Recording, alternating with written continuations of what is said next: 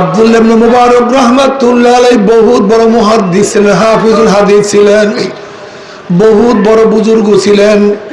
আব্দুল্লাহ ইবনে মুবারক রাহমাতুল্লাহ ইমাম বুখারীর উস্তাদ ছিলেন, ইমাম আযমের শাগির্দ ছিলেন। এই আব্দুল্লাহ ইবনে মুবারক রাহমাতুল্লাহ আলাইহি ইন্তেকালের পরে তার এক শাগির্দ স্বপ্ন দেখে যে আব্দুল্লাহ ইবনে মুবারকের উপরেও এক কামারের মর্যাদা হয়ে গেছে, আগে জান্নাতে চলিয়া গেছে।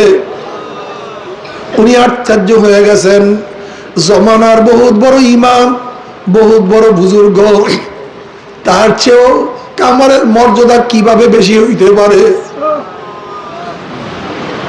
ওই ব্যক্তি ঘুমের থেকে জাগ্রত হওয়ার পরে কামার স্ত্রীর কাছে গেছে, তোমার স্বামী কি আমল করতো, কেমন কি আমল করতো? কই আমার স্বামী একজন ব্যক্তি, একজন সাধারণ মুসলমান, যেই আমল করে সেই আমলই করত, এর চেয়ে বেশি আমল তো তিনি করতেন না। কল না, বলো কি আমল করত? কলে হ্যাঁ, আর একটা আমল আছে। কলে সেইটা কি? কলে আব্দুল্লাহ ইবনে মুবারক ছাদের উপরে নামাজ পড়তো, আর আমার স্বামী দায়ের উপরে হাতুড় দিয়ে পিটাইতো, আর মাওলার কাছে কান্নাকাটি করতো, মাওলা রে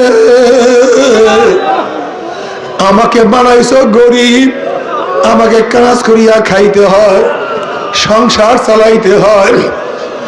যদি সংসার চালাইতে না হইতো আমি আব্দুল্লাহ ইবনে মুবারকের মতো সারা রাত তোমার গোলামি করতাম, তোমার ইবাদত করতাম।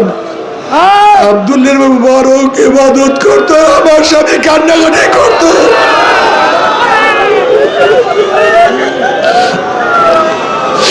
আমার স্বামী আফসোস করত, আর কিছু না,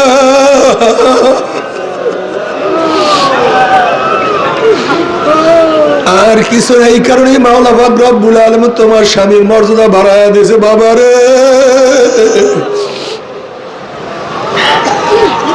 সব কিছু কলম।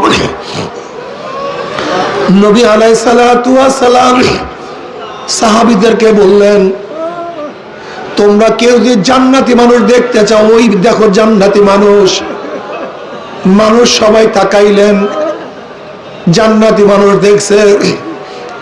পরের দিন বললেন, তোমরা কেউ যে জান্নাতি মানুষ দেখতে চাও, জান্নাতি মানুষ দেখো। সাহাবারা দেখলেন, প্রথম দিন যেই ব্যক্তির কথা বলেছে আজকেও সেই ব্যক্তি। আবার নবী আলাইহিস সালাতু ওয়াস সালাম তৃতীয় দিন বললেন, তোমরা কেউ জান্নাতি মানুষ দেখতে চাইলে জান্নাতি মানুষ দেখো। এবার তৃতীয় দিন দেখেন, যেই ব্যক্তিকে প্রথম দিন দ্বিতীয় দিন ওই একই ব্যক্তি, 3 দিন নবী বললেন, জান্নাতি কেউ মানুষ দেখতে চাও, ওই মানুষ দেখো। এক সাহাবী চিন্তা করলেন, এই ব্যক্তি এমন কি আমল করে যে নবী আলাইহিস সালাতু ওয়াস সালাম 3 দিন পর্যন্ত একজনকে বারবার জান্নাতি মানুষ বলছে।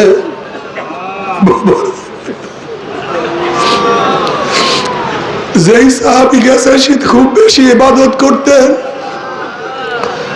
অনেক বেশি আবেদ ছিলেন, সারা রাত নামাজ পড়তেন, সারাদিন রোজা রাখতেন। সেই সাহাবী ওই জান্নাতি মানুষের মেহমান হইলেন তার ইবাদত দেখার জন্য। উনি দেখেন ইশারের নামাজের পরেই সে ব্যক্তি ঘুমায়া গেছে। আবার তাহাজ্জুদের সময় তাহাজ্জুদ পড়ছে, ফজরের পরে সাধারণ যে মুসলমানরা আমল করে সেইভাবে আমল করছে, রোজাও রাখে নাই। অর্থাৎ একজন সাধারণ মুসলমান যেই পরিমাণ আমল করে, ফরজ, ওয়াজিব, সুন্নাত, মুস্তাহাব, মুস্তাহসান, এর বেশি ইবাদত করে নাই। ওই ব্যক্তি চিন্তা করছে, মনে হয় আজকে ইবাদত করার সুযোগ পায় নাই, আগামীকাল করবে। দ্বিতীয় দিন দেখি একই প্রথম দিনের মতো সাধারণ মানুষ যে ইবাদত করছে, ইবাদত এর বেশি না। উনি চিন্তা করলেন আজকে মনে হয় পারে নাই, তৃতীয় দিন মনে হয় ইবাদত করবে। তৃতীয় দিন দেখি একই প্রথম এবং দ্বিতীয় দিনের মতো স্বাভাবিক ইবাদত, বেশি ইবাদত করে নাই। এবার তৃতীয় দিন ওই ব্যক্তি বলছে, ভাই আমি আপনার কাছে মেহমান হয়েছি, অন্য কোনো নিয়াতে না, একটা জিনিস জানার জন্য। নবী আলাইহিস সালাতু ওয়াস সালামকে পর পর 3 দিন জান্নাতের সুসংবাদ দিছে, আপনি জান্নাতি, কোনো সন্দেহ নেই আপনি জান্নাতি। আমি আপনার আমল দেখার জন্য 3 দিন আপনার সাথে কাটাইছি, আপনি এমন কি আমল করেন? কই যেরকম একজন সাধারণ মানুষ ইবাদত করে আপনি সেইভাবে ইবাদত করলেন, বেশি ইবাদত করলেন না। এর চেয়ে কোনো আমল বেশি আছে কিনা? না ভাই, এর চেয়ে বেশি আমার আমল নাই। ওই ব্যক্তি আশ্চর্য হয়ে ফিরে যাইতে আছে। কিছুক্ষণ যাওয়ার পরে ওই ব্যক্তি ডাক দিছে, ভাই এদিকে আসো, আমার আর একটা আমল আছে। কলে কি?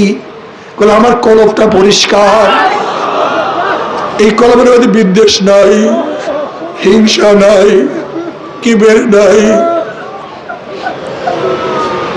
আমার কলবটা পরিষ্কার। বলে আর কিছু না, আর কিছু না।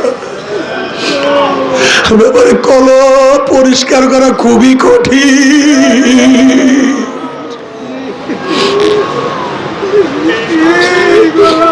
কি যে কঠিন! এই দরিয়ায় ঝাঁপ দেওয়ার আগে বুঝবেন এই দরিয়া কত কঠিন। এই দরিয়ার নদীর তোর কত মারাত্মক, কত মারাত্মক তোর, কত মারাত্মক তোর। এই দরিয়ার মধ্যে ঝাঁপ দেওয়ার আগে বোঝা সম্ভব না। আসলে আমাদের কলবটা পরিষ্কার না, আমাদের চেহারা পরিষ্কার, আমাদের শরীর পরিষ্কার, আমাদের টুপি পরিষ্কার, আমাদের দাড়ি সফেদ, আমাদের জামা পরিষ্কার, পাগড়ি পরিষ্কার, বিছানা পরিষ্কার। কিন্তু কাল্লা বালওয়ানা,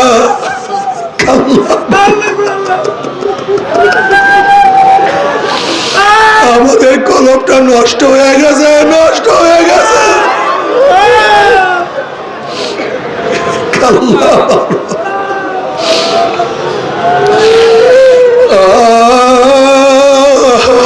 বাবা রে,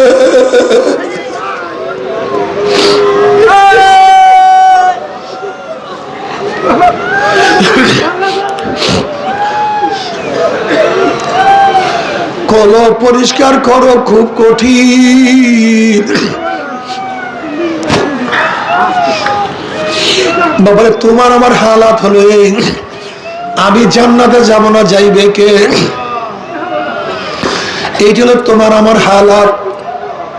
আর হাসান বসরি রহমাতুল্লাহি আলাইহি জলিল কদর তাবি, ওমর ইবনে খাত্তাব রাদিয়াল্লাহু তাআলা যার তাহনিক করাইছে, আসমা রাদিয়াল্লাহু আনহার ঘরে যিনি লালিত পালিত হইছে, হাসান বসরি রহমাতুল্লাহ আলাইহি সম্পর্কে সবাই জানো। এই হাসান বসরি রহমাতুল্লাহ আলাইহি একদিন বলেন, নবী আলাইহিস সালাতু ওয়াস সালাম বলছেন, জাহান্নাম থেকে 1000 বছর পরে এক ব্যক্তিকে বের করা হবে। জাহান্নাম থেকে 1000 বছর পরে এক ব্যক্তিকে বের করা হবে। হাসান বসরি রহমাতুল্লাহ আলাইহি বলেন, ওই ব্যক্তি যে আমি হাসান হইতাম, তাহলে আমার খোশ নসিব, আমার খোশ নসিব, আমার চিরজীবন জাহান্নামে থাকতে হইতো না। হাসান বসরি রহমাতুল্লাহ আলাইহি যদি নিজেকে এই অবস্থা মনে করে, জানি না তোমার আমার উপায় কি, আমি জানি না।